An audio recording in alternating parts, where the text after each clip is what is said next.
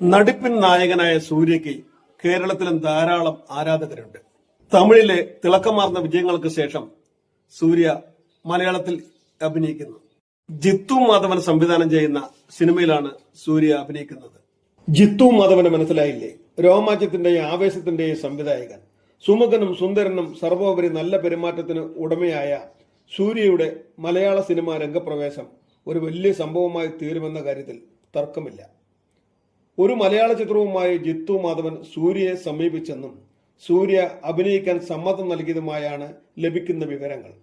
ഈ ചിത്രം ഒരേ സമയം മലയാളത്തിലും തമിഴിലും ചിത്രീകരിക്കുമെന്നും റിപ്പോർട്ടുണ്ട്.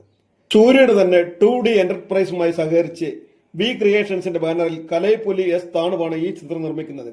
ഈ വർഷം ദസറയ്ക്ക് ഔദ്യോഗിക പ്രഖ്യാപനം ഉണ്ടാകുമെന്നാണ് റിപ്പോർട്ടുകൾ. സൂര്യ സിനിമയിൽ മാത്രമല്ല, സിനിമയ്ക്ക് വെളിയിലും യഥാർത്ഥ നായകൻ തന്നെയാണ്.